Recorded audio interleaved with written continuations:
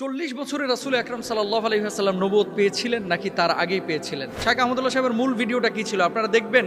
নবুয়তের পূর্বে রাসূল আকরাম সাল্লাল্লাহু আলাইহি সাল্লাম কোন ধর্ম পালন করতেন? গুরুত্বপূর্ণ প্রশ্ন। নবুয়তের পূর্বে আমাদের প্রিয় নবী সাল্লাল্লাহু আলাইহি সাল্লামের ধর্ম কি ছিল? যদি বলেন যে কোন ধর্ম অনুসরণ করতেন না, তাহলে নাউজুবিল্লাহ উনি কি ধর্মহীন ছিলেন নাকি? উনি নবী হয়েছেন কত বয়সে? 40 বছর বয়সে। তাহলে 40 বছর বয়স মানে তো জীবনের মূল টাইমটা প্রায়। 40 বছর পর্যন্ত উনি নিজে তো নবী ছিলেন না, উনি নবী হয়েছেন তারপরে। তাহলে 40 বছর পর্যন্ত নবী হওয়ার আগে তার ধর্ম কি ছিল? সেই প্রশ্নটা শাইখ পড়েছে মাত্র, কাট করে নিয়ে যে ওই জায়গাটা ওখানে বসানো হয়েছে। আর এটা নিয়ে আমাদের ভাইয়েরা গোটা দেশ উত্তাল করে ফেললো। ফুল ভিডিওটা আগে দেখেন, তারপর আপনারা সিদ্ধান্ত নিন। কিন্তু যারা বিরোধিতা করছে 48 ঘন্টার আলটিমেটাম দিয়েছে একজন আলেমকে, একজন আলেম আহমদুল্লাহকে। আরে আহমদুল্লাহর গণার টাইম আমরা আছে। এই জন্য যে আহমদুল্লাহ এই কথা বলেছেন তাকে বলবো আমি 48 ঘন্টা সময় দিলাম। যে আলটিমেটাম দিছে, আমি আসলে বাস্তবিক পক্ষে তাকে কোনো আলেম মনে করি না। সে ভাইরাল হয়েছে কি দিয়ে? ডেলে দিয়ে। পরিবেশটা সুন্দর না? আপনারা খাবেন? ডেলে দেই, ডেলে দেই। সে ভাইরাল হয়েছে কি দিয়ে? বুঝলে বুঝপাতা, না বুঝলে তেজপাতা। বুঝলে বুঝপাতা, না বুঝলে। এখন আর চা খাই না, কফি খাই। আগে চা খেতাম, এখন কফি খাই। উদ্ভট কিছু জিকির করে যেগুলো জিকিরের সঙ্গে পড়ে না। আমি কত ভালোবাসি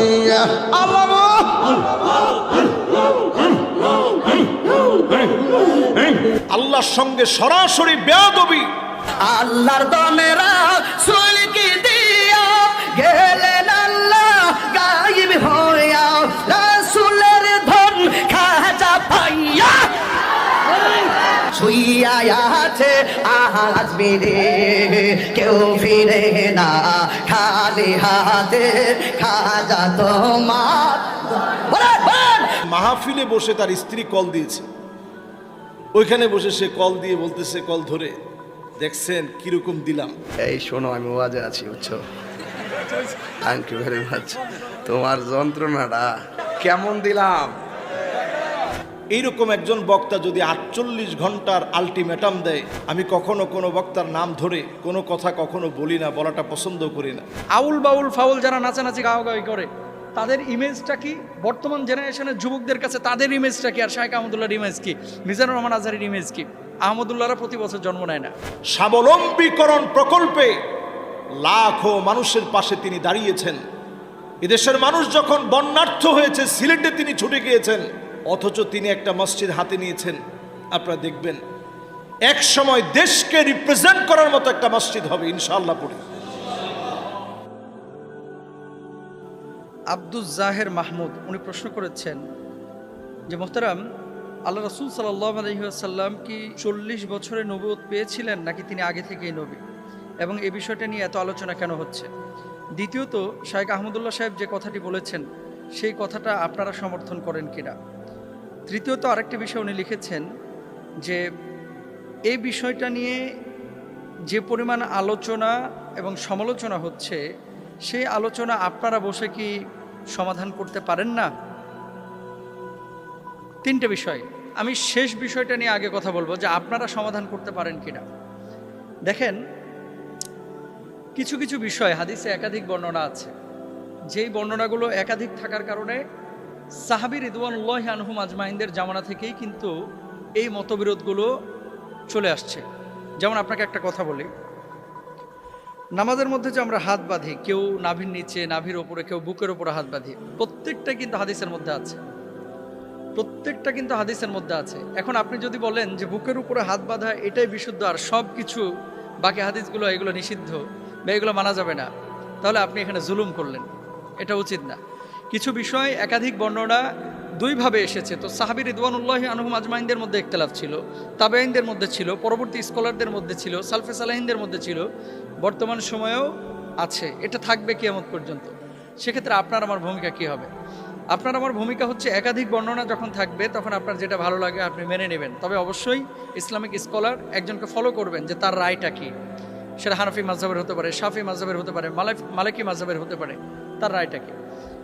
2 নম্বর বিষয়, 40 বছরে রাসূল আকরাম সাল্লাল্লাহু আলাইহি ওয়াসাল্লাম নবুয়ত পেয়েছিলেন নাকি তার আগেই পেয়েছিলেন? এই কথাটা মূলত শায়েখ আহমদুল্লাহ সাহেবের যে মূল ভিডিওটা, সম্ভবত উনি এই যে চাঁদনি চক বা এই যে নিউ মার্কেটের ওখানে যেই একটা মাহফিল হয় কোন মসজিদে যেন, ওখানে সওয়াল জবাবের মধ্যে যে ভিডিওটা, মূল ভিডিওটা দেখেন। আমাদের কাছে কোনো শ্রোতা যখন প্রশ্ন করে, এই যে আজকে যে প্রশ্ন উত্তর দিচ্ছি, শ্রোতারা যখন প্রশ্ন করে আমরা কিন্তু প্রথমেই প্রশ্নটা আপনাদের সামনে পড়ে নেই। ইভেন এই যে আব্দুল জাহের মাহমুদ যে প্রশ্নটি করেছে, এই প্রশ্নটাও কিন্তু আমি পড়লাম। কোরআনুল কারিমে আল্লাহ কি বলছে একটা উদাহরণ দিয়ে আরো ক্লিয়ার হবেন। লা তাকরাবুস সালাহ, নামাজের ধারে কাছেও যায় না। এখন আপনি আগেও নিলেন না, পিছেও নিলেন না। লা তাকরাবুস সালাহ আল্লাহ বলছেন নামাজের ধারে কাছে যায় না, আপনি নিয়ে এসে এটা মুস্তাফিজ হুজুর বলল নামাজের ধারে কাছেও যায় না। এখন কখন? আল্লাহ তো এটা পরে বলে দিয়েছে, ও আনতুম সুকারা, যখন নেশাগ্রস্ত অবস্থায় থাকো। মদ খায়া পবিত্র না হয়ে সাথে সাথে নামাজে দাঁড়ায় না, নাপাক অবস্থায় দাঁড়ায় না। এখন আপনি কাট করে ওখানটা নিয়ে যে বসায় দিলেন। সুযোগ সন্ধানী যারা আছে সোশ্যাল মাধ্যমে, আমার লেকচার বলেন, আহমদুল্লাহ সাহেবের লেকচার বলেন, আব্দুল্লাহ সাহেবের লেকচার বলেন, XYZ যে কোনো স্কলারের লেকচার কেটে কেটে অনেকভাবে কিন্তু উপস্থাপন করা যায়। একটা পজিটিভ বিষয়কে কিন্তু নেগেটিভলি উপস্থাপন করা যায়। আর যে ভদ্রলোক এই কথাগুলো নিয়ে আজকে আলোচনা করতেছে, শায়েখ আহমদুল্লাহ সাহেবের মূল ভিডিওটা কী ছিল আপনারা দেখবেন, এখন ইউটিউবে আছে। প্রশ্নটা শায়েখ এভাবে পড়ছেন যে এক ভাই প্রশ্ন করেছেন, রাসূল আকরাম সাল্লাল্লাহু আলাইহি সাল্লাম তো 40 বছরে নবুয়ত পেয়েছেন, এর আগে তিনি নবী ছিলেন না, তাহলে এই 40 বছর আগে তিনি কোন ধর্ম অনুসরণ করতেন? তাহলে কি আল্লাহ রসুল কোনো ধর্মের অনুসরণ করতেন না, নাকি অনুসরণ করতেন? অনুসরণ করলে কার ধর্ম অনুসরণ করেছেন? আমরা জানি যে ইব্রাহিম আলাইহিস সালাতু ওয়াস সালামের দিন ধর্ম আল্লাহ রসুল সাল্লাল্লাহু আলাইহি সাল্লাম অনুসরণ করেছেন। তাহলে শায়েখকে প্রশ্ন করা হয়েছে, সেই প্রশ্নটা শায়েখ ওখানে উপস্থাপন করেছেন যে আল্লাহর রাসূল 40 বছর তো নবুয়ত পান নাই। প্রশ্নটা এভাবে করাছে, সেই প্রশ্নটা শায়েখ পড়েছে মাত্র, কাট করে নিয়ে যে ওই জায়গাটা ওখানে বসানো হয়েছে। আর এটা নিয়ে আমাদের ভাইয়েরা গোটা দেশ উত্তাল করে ফেলল। জ্ঞানী মানুষের একটা বিষয় কি জানেন, যে সবসময় তর্কে জড়ায় না, ঝগড়া বিবাদে জড়ায় না। কারণ যেই গাছে যত ফল বেশি, সেই গাছটা তত নত বেশি। এই যে আম বড় বড় দেখবেন গাছের উপরে ধরে আছে, যত বেশি আম গাছটা তত নত। এত কথা শায়েখ আহমদুল্লাহ সাহেবকে নিয়ে বাংলাদেশে হলো, আমি তো দালাল হয়ে গেছি, মানুষ বলতেছে। কতজন তো আমাকে নিয়ে কত কথা বলতেছে। এতদিন আমাকে নিয়ে কেউ সমালোচনা পৃথকভাবে করেছে, কিন্তু আওয়ামভাবে একটা দুইটা না, একাধিক ভিডিওতে আমাকে সমালোচনা করেছে। যে ভাই আমার নিয়ে গালমন্দ করেছে, সমালোচনা করেছে, আমি তার জন্য দোয়া করি, আল্লাহ তাকে হেদায়েত দান করুক, আল্লাহ তাকে মাফ করে দেয়। তার ব্যাপারে আমার কোনো আক্রোশ নাই, বিদ্বেষ নাই। কিন্তু শায়েখ আহমদুল্লাহ বাংলাদেশের একটা অ্যাসেট। আহমদুল্লাহরা প্রতি বছর জন্ম নেয় না। আমি মুস্তাফিজ না থাকলে দেশের জাতির দিনের অতটা ক্ষতি হবে না। একজন শায়েখ আহমদুল্লাহ না থাকলে এ দেশের, এ জাতির, এ দিনের অনেক বড় ক্ষতি হবে, অনেক বড় ক্ষতি হবে, অনেক বড় ক্ষতি হবে। সুতরাং শায়েখ আহমদুল্লাহ সাহেবকে নিয়ে এই কথাগুলো যারা বলতেছে, মূলত শায়েখ আহমদুল্লাহ ব্যক্তি আহমদুল্লাহ টার্গেট না, মূলত তার প্রতিষ্ঠান টার্গেট। কারণ মানুষজন যাতে করে এই প্রতিষ্ঠানটার উপরে প্রশাসনিক নজরদারি নিয়ে এসে প্রতিষ্ঠানটাকে বন্ধ করতে পারে। কারণ কি? মানুষের ভিতরে একটা গ্রহণযোগ্যতা তৈরি হয়েছে। আপনি বিদেশে যান, আউল বাউল ফাউল যারা নাচানাচি গাওয়াগাওয়ি করে, তাদের ইমেজটা কি? বর্তমান জেনারেশনের যুবকদের কাছে তাদের ইমেজটা কি? আর শায়েখ আহমদুল্লাহর ইমেজ কি? মিজানুর রহমান আজহারীর ইমেজ কি? আমি যে কথাটি বলতে চাচ্ছি, ফুল ভিডিওটা আগে দেখেন, তারপর আপনারা সিদ্ধান্ত নিন। এবার আসেন দলিল। বলা হচ্ছে কি যে কেউ যদি নবীজিকে বলে যে 40 বছরে আল্লাহ রাসূল সাল্লাল্লাহু আলাইহি ওয়াসাল্লাম নবুয়ত পেয়েছেন, তার আগে যদি কেউ বিশ্বাস না করে সে কাফের হয়ে যাবে। যদি এই কথা কেউ বলে, তাহলে আনাস ইবনে মালিক রাদিয়াল্লাহু তাআলা আনহু এবং আব্দুল্লাহ ইবনে আব্বাস রাদিয়াল্লাহু তাআলা আনহুমা তাদের কথা অনুসারে সেই কাফেরের খাতায় তাদের নাম উঠে যায়। নাউযুবিল্লাহি মিন যালিক। কেন বলি? বুখারী শরীফের হাদিস। আনাস ইবনে মালিক রাদিয়াল্লাহু তাআলা আনহু কি বলছেন? আল্লাহ রাসূল সাল্লাল্লাহু আলাইহি ওয়াসাল্লামের 1 বছর না 2 বছর না 10টা বছর তিনি খেদমত করেছেন। তিনি বলছেন, বাসাহুল্লাহু আলা রাসি 40 সানাতান। হযরত আব্দুল্লাহ ইবনে আব্বাস রাদিয়াল্লাহু তাআলা আনহু থেকে বর্ণিত, বুইসা রাসূলুল্লাহ সাল্লাল্লাহু আলাইহি ওয়াসাল্লাম লি 40 সানাতান। আল্লাহ রাসূল সাল্লাল্লাহু আলাইহি ওয়াসাল্লামের উপরে আল্লাহ তাআলা নবুয়ত দিয়েছেন 40 বছরে। তা আনাস ইবনে মালিক রাদিয়াল্লাহু তাআলা আনহু তিনি বলছেন 40 বছরে নবুয়ত দেওয়া হয়েছে। তাহলে যারা বলতেছে যে 40 বছরে আল্লাহ নবীকে নবুয়ত দেওয়া হয়েছে, তাহলে সেই কথা অনুসারে আনাস ইবনে মালিক রাদিয়াল্লাহু তাআলা আনহুর উপর সেই অপবাদ যায়। নাউযুবিল্লাহ। আব্দুল্লাহ ইবনে আব্বাস রাদিয়াল্লাহু তাআলা আনহু তিনি বলছেন, নবীজি বলছেন, ইন্নী লা আরিফু হাজরান বিমাক্কাতা কানা ইউসাল্লিমু আলা ক্বাবলা আই ইউবাস। যে আল্লাহ রাসূল সাল্লাল্লাহু আলাইহি ওয়াসাল্লামের উপরে 40 বছরের নবুয়ত এসেছে।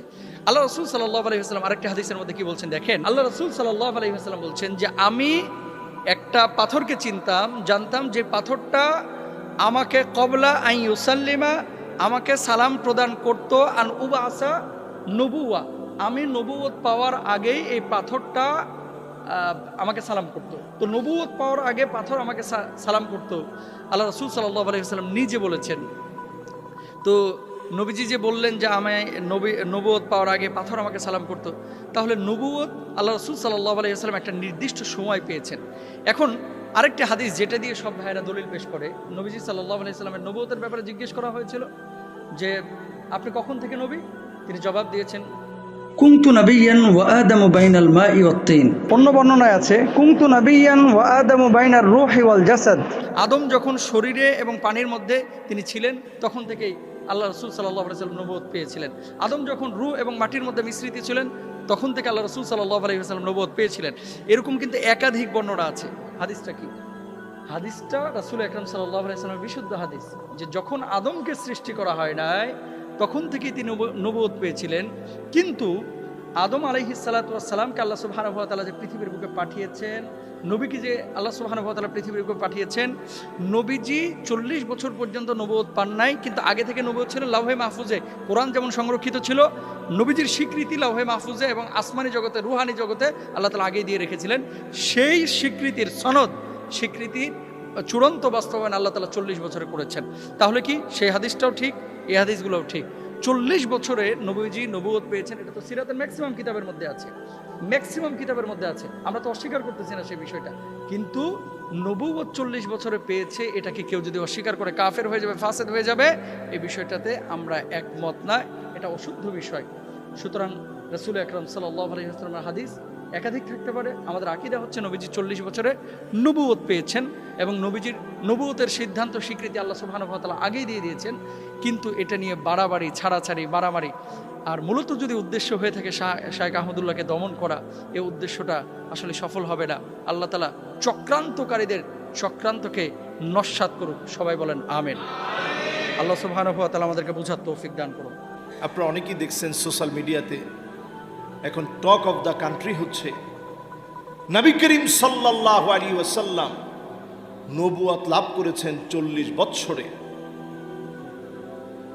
এই নবুয়তের আগের জীবন এবং 40 বছরের পরের জীবন, শায়েখ আহমদুল্লাহ হাফিজাহুল্লাহ আমাদের একেবারে বন্ধু মানুষ, কাছের মানুষ, একসাথে চলা মানুষ, উনি ওনার বক্তব্যে কোনো ভুল করছেন বলে আমার কাছে মনে হয় না। নবী করিম সাল্লাল্লাহু আলাইহি ওয়াসাল্লামকে নবুয়তি আল্লাহ দান করেছেন কত বছরে? 40 বছর বয়সে আল্লাহ রাব্বুল আলামিন নবুয়তি দান করেছেন। এই নবুয়তির পুরো চ্যাপ্টারটা আল্লাহ রাব্বুল আলামিন ভাগ করেছেন 2 ভাগে। একটা হচ্ছে হাকিকাতান আর একটা হচ্ছে হুকমান।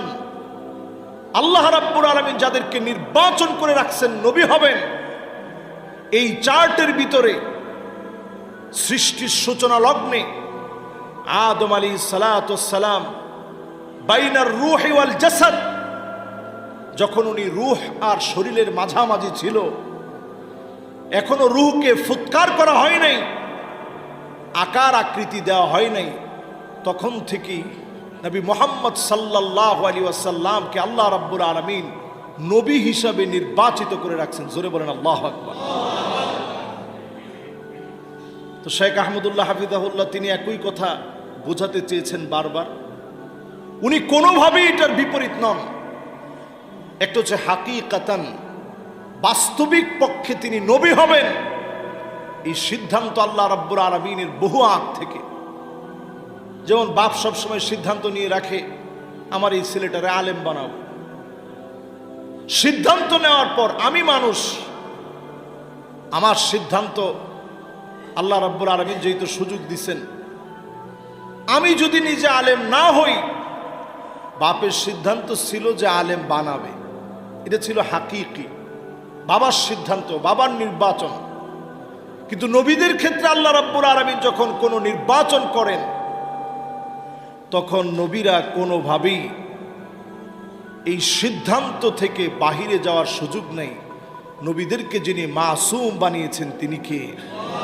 যারা বিরোধিতা করছে জাতি তাদের কাছ থেকে কি পেয়েছে একটু চিন্তা করেন। আমি কখনো কোনো বক্তার নাম ধরে কোনো কথা কখনো বলি না, বলাটা পছন্দ করি না। কিন্তু যারা বিরোধিতা করছে, 48 ঘন্টার আলটিমেটাম দিয়েছে একজন আলেমকে, একজন আলেম যে আলটিমেটাম দিছে, আমি আসলে বাস্তবিক পক্ষে তাকে কোনো আলেম মনে করি না। সে দেখবেন বাংলাদেশে কোনো অবদানের কারণে সে ভাইরাল হয়েছে, অথবা মানুষের দিলের ভিতরে তার কোনো কথা, হৃদয়স্পর্শী কোনো কথা গেঁথে গিয়ে সে ভাইরাল হয়েছে, এরকম ভিডিও আমার অন্তত চোখে পড়ে না। সে ভাইরাল হয়েছে কি দিয়ে? ঢেলে দিয়ে। ঠিক কিনা বলেন? আমাদের দেশের মিডিয়াতে পর্যন্ত তুলপার হয়ে গেছে তার ঢেলে দেই দিয়ে। সে ভাইরাল হয়েছে কি দিয়ে? এখন আর চা খাই না, কফি খাই। সে ভাইরাল হয়েছে কি দিয়ে? বুঝলে বুঝপাতা, না বুঝলে তেজপাতা।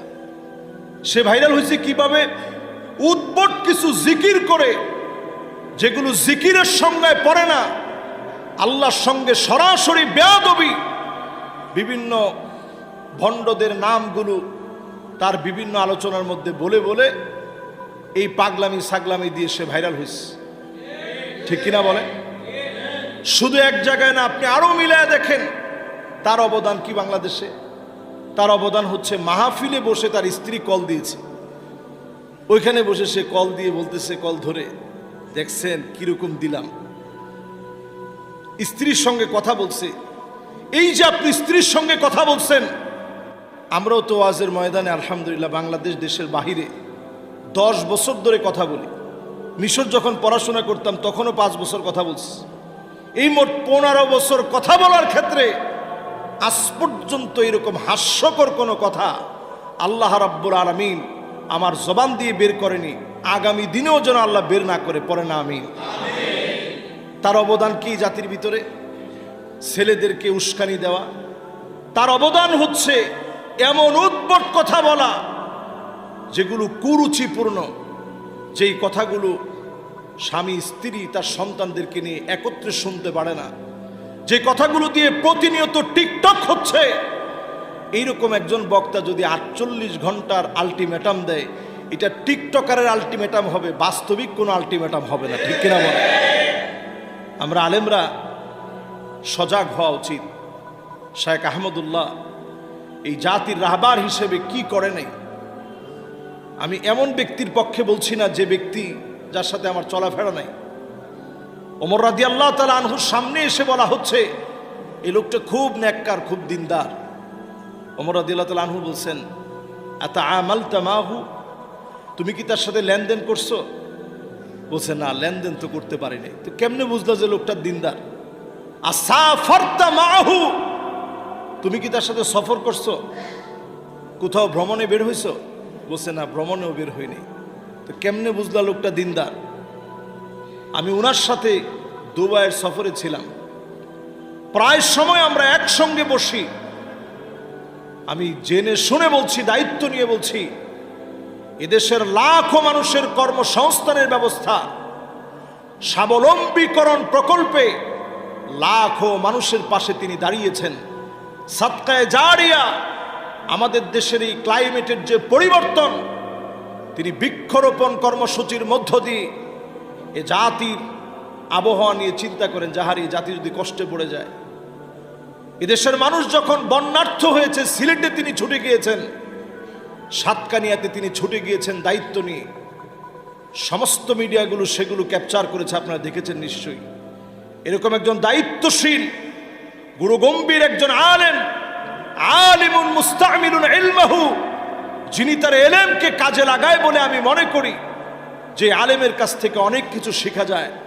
যুগ জামানা পাল্টে দিতে চাই না অনেকজন, এক আলেমই আনতে পারে জাতির জাগরণ। ঠিক কিনা বলে? এরকম জাগরণ সৃষ্টিকারী একজন আলেম। আমি খুব চিন্তা করতেছিলাম যে আমাদের দেশে এই 2 কোটি মানুষের বসবাস ঢাকা সিটিতে। এই ঢাকা শহরের ভিতরে মসজিদ আছে 6000-এর উপরে, কিন্তু আমাদের দেশকে রিপ্রেজেন্ট করার মতো মসজিদ ঢাকা সিটিতে 1968 সালের যে বাইতুল মোকাররম মসজিদ, তখনকার সময় এটাকে রিপ্রেজেন্ট করার মতো ছিল।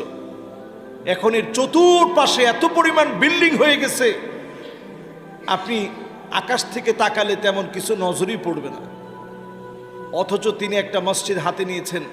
আপনারা দেখবেন এক সময় দেশকে রিপ্রেজেন্ট করার মতো একটা মসজিদ হবে ইনশাআল্লাহ পড়ে। এরকম একজন আলেমের বিরোধিতা যখন করবেন, পক্ষে বলাটা এটা আমাদের দায়িত্ব, পক্ষে বলাটা আমি নৈতিকভাবে দায়িত্ব মনে করি।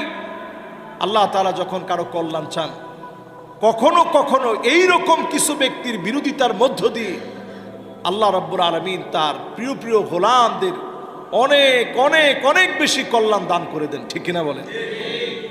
যেমন ধরুন, আজকের আমি জুমাতে এই বিষয় নিয়ে কথা বললাম, তাহিরি সাহেবের মতো লোকেরা খুব ভালো করে বুঝেন, এটার কারণে তারও কিন্তু একটা মার্কেট লেভেলে তার দামটা কিন্তু কমে নেই।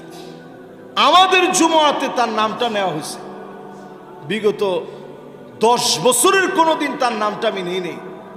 আজকে তার কর্মকাণ্ড নামগুলো একটু নেওয়া হলো। এর দ্বারা বোঝা যায় এরা মার্কেটিং খুব ভালো বুঝে। অন্যদিকে এটা একটা অপচেষ্টাও হতে পারে। আল্লামা মামুনুল হক সাহেব যখন বাহিরে বের হয়েছেন, উনার বক্তব্যগুলো যখন চারদিকে ভাইরাল হচ্ছে, যুবকদের ভিতরে যখন ইসলামের স্পিরিট আর স্পৃহা যখন বেড়ে যাচ্ছে, এটাকে দমায়া দেওয়ার জন্য সুকৌশলে 48 ঘন্টার আলটিমেটামের মতো ঠুনকো একটা মিথ্যা বানোয়াট কথা দিয়ে একজনকে ঘায়েল করার মধ্য দিয়ে উনার বক্তব্যকে দাবিয়ে দেওয়ার চেষ্টা করা হচ্ছে, ঠিক কিনা বলে? এগুলো কৌশল। যতই কৌশল করেন, ইসলামের কাজ আল্লাহ রাব্বুল আলামিন যেখানে যতটুকু নেওয়ার আল্লাহ তাআলা নিয়ে নেবেন। কথা কি আপনাদের সবার কাছে পরিষ্কার? তাহলে এই বিষয় নিয়ে আর কি কোনো সমালোচনার দরকার আছে? শেখ আহমদুল্লাহ হাফিজাহুল্লাহ যে কথা বলছেন, এই কথার সঙ্গে আমি কোনো কথার দ্বিমত দেখি না। তিনি তো এরকম বলেন নাই, নবীজির জীবনের 40 বছরের পরের গুলা তোমরা আলোচনা করো, আগের সব তোমরা বাদ দিয়ে দাও। আগের সেই নবীজির 40 বছরের আগের কোনো ইতিহাস বলা দরকার নেই, সেগুলো চর্চা করা দরকার নেই, সেগুলো আমলে আনা দরকার নেই, এমন কোনো একটা কথা তিনি বলেন নাই। তিনি যা বলছেন, ইবনে আব্বাস রাদিয়াল্লাহু তাআলা আনহুর হাদিস তা বলছে, নবী সাল্লাল্লাহু আলাইহি সাল্লাম নিজেও হাদিসের মধ্যে তা বলছেন। সব জায়গায় প্রমাণিত সত্য।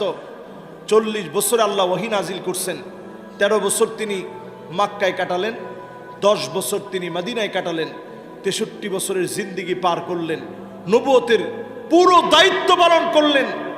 উম্মতের জন্য শ্রেষ্ঠ নিদর্শন কোরআন আর সুন্নাহ তিনি রেখে গেলেন। পড়েন আল্লাহু আকবার। আমাদের কাজ কি? এই কোরআন আর সুন্নাহ নিয়ে থাকা। আল্লাহ যেন আমাদেরকে তৌফিক দান করেন। পড়েন আমিন। নবুয়তের পূর্বে রাসূল আকরাম সাল্লাল্লাহু আলাইহি সাল্লাম কোন ধর্ম পালন করতেন? গুরুত্বপূর্ণ প্রশ্ন। নবুয়তের পূর্বে আমাদের প্রিয় নবী সাল্লাল্লাহু আলাইহি সাল্লামের ধর্ম কি ছিল? যদি বলেন যে কোন ধর্ম অনুসরণ করতেন না, তাহলে নাউজুবিল্লাহ, উনি কি ধর্মহীন ছিলেন নাকি? উনি নবী হয়েছেন কত বছর বয়সে? 40 বছর বয়সে। তাহলে 40 বছর বয়স মানে তো জীবনের মূল টাইমটা প্রায়। তো 40 বছর পর্যন্ত উনি নিজে তো নবী ছিলেন না, উনি নবী হয়েছেন তারপরে। তাহলে 40 বছর পর্যন্ত নবী হওয়ার আগে তার ধর্ম কি ছিল? এর উত্তর হলো যে আম্মা জান আয়েশা রাদিয়াল্লাহু তাআলা আনহা বর্ণিত হাদিস, যেটি বুখারীতে আসছে, মুসলিমে আসছে, তিনি বলেছেন যে কান নবী সাল্লাল্লাহু আলাইহি সাল্লাম ইয়াখলু বিগার হিরা ইয়াতাহান্নাফ ফি। নবী সাল্লাল্লাহু আলাইহি সাল্লাম নবী হওয়ার আগে হেরা গুহায় গিয়ে ইবাদত বন্দেগী করতেন। ইয়াতাহান্নাফ এর তরজমা ইবনে হাজার আসকালানি রাহিমাহুল্লাহ অনেকে বলেছেন ইয়াতাহান্নাফ, অর্থাৎ ইব্রাহিম আলাইহিস সালামের যে দ্বীন হানিফ ছিল, ওই দ্বীন হানিফের উপরে তিনি অটল থাকতেন, অবিচল থাকতেন। সমাজের বিভিন্ন অপরাধ, এগুলোর যে আপনার কি বলে এটাকে, এগুলোর যে ছোঁয়া, এগুলোর যে আঁচ, এগুলো নবীজি সাল্লাল্লাহু আলাইহি সাল্লামের গায়ে তিনি লাগাতে দিতেন না, বরং তিনি হেরা গুহায় গিয়ে আল্লাহর ইবাদত বন্দেগী করতেন। ইব্রাহিম আলাইহিস সালামের যে মিল্লাত ছিল, মিল্লাতে ইব্রাহিমী যেটাকে বলা হয়, এই মিল্লাতে ইব্রাহিমের উপরে নবী করিম সাল্লাল্লাহু আলাইহি সাল্লাম ছিলেন। তাহলে তার নবুয়তের আগের যে সময়টা, এই সময়টাতে তার যে দিন ছিল, এটা ছিল দিন ইব্রাহিম। কোন দিন ছিল? তার বাবা পূর্বপুরুষ ইব্রাহিম আলাইহিস সালামের দিন এবং মিল্লাতের উপরে ছিলেন, এবং সেই মিল্লাত, সেই আকীদা এবং সেই মানের উপরে থেকে তিনি গারে হেরায় গিয়ে আল্লাহ তাআলার জিকির, আল্লাহর স্মরণ, দোয়া করতেন। নবী করিম সাল্লাল্লাহু আলাইহি সাল্লাম মক্কায় জন্ম হয়েছে, তার মক্কায় বড় হয়েছেন, 40টা বছর নবী হওয়ার আগ পর্যন্ত এখানে কাটিয়ে দিয়েছেন। আল্লাহ রাব্বুল আলামিনের নবী হওয়ার একটা প্রমাণ এটাও যে 40 বছর একটা সমাজে একটা অন্যায় এবং শিরকের সমুদ্রের মধ্যে ছিলেন, কিন্তু শিরকের এক ফোঁটা পানি, কাদা, ময়লা, নোংরা কোনো কিছু তার শরীরকে, তার ব্যক্তিত্বকে, তার আমলকে, তার বিশ্বাসকে এক মুহূর্তের জন্য স্পর্শ। এটা সম্ভব শুধুমাত্র তার বেলাতে, যাকে রক্ষা করেছেন স্বয়ং তার নবী মুহাম্মদ সাল্লাল্লাহু আলাইহি সাল্লাম। মক্কায় সবাই যখন মূর্তি পূজা করে, সবাই যখন শিরক করে, সবাই যখন শিরকের ভিতরে নিমজ্জিত, সবাই যখন বিভিন্ন জাহিলি যুগের কর্মকাণ্ডে নিমজ্জিত, গোটা সমাজ একদিকে যাবে, একটা মানুষ স্রোতের বিপরীতে একা একা টিকে থাকবে, কেউ তাকে ওয়াজ নসিহত করে কনভিন্স করছে, এরকমও না। এটা হতে পারে শুধুমাত্র কিসের মাধ্যমে? আল্লাহ তাআলার হেফাজতে। তো নবী হওয়ার আগে তিনি মক্কার মানুষদের এই শিরকপূর্ণ যে দিন, এটার অনুসারী ছিলেন। তিনি ছিলেন ইব্রাহিম আলাইহিস সালামের মিল্লাতের কি ইমাম আল্লামা আলুসি রাহিমাহুল্লাহ সহ বিশ্ববিখ্যাত মুফাসসির, মুহাদ্দিস, উলামায়ে কেরাম এই কথাই বলেছেন যে তার আগের যে জীবন সে অ্যানালাইসিস করলে দেখা যায় যে তিনি দ্বীনে হানিফের উপরে ছিলেন। তিনি যদি নিজে নবী হওয়ার আগে এক মুহূর্তের জন্য অন্যদের দেখা দেখি বাচ্চা কালেও যদি অন্তত শিরকের কাজ করতেন, নাউজুবিল্লাহ, তাহলে শিরকের বিরুদ্ধে তিনি যখন তাওহীদের দাওয়াত দিয়েছেন, মক্কার মানুষ বলতো যে তুমি নিজেই তো একসময় পড়তা, ঠিক না ঠিক? কিন্তু অমুসলিমদের রচিত কোনো নবীজির জীবনী গ্রন্থেও এরকম তথ্য পাবেন না যে মক্কার কোনো মানুষের বুকের পাটায় বল ছিল যে নবীজিকে বলবে যে তুমি নিজেও করেছো। কারণ তিনি শিশুকাল থেকে সবাই শিরকে নিমজ্জিত থাকলেও বা বেশিরভাগ মানুষ নিমজ্জিত থাকলেও তিনি কিন্তু আল্লাহর অশেষ অনুগ্রহে সেফ ছিলেন, নিরাপদে ছিলেন। তার আপন দাদা তিনি মক্কার কুরাইশদের নেতা ছিলেন, যারা মূর্তি পূজা করতো তাদের লিড দিতেন।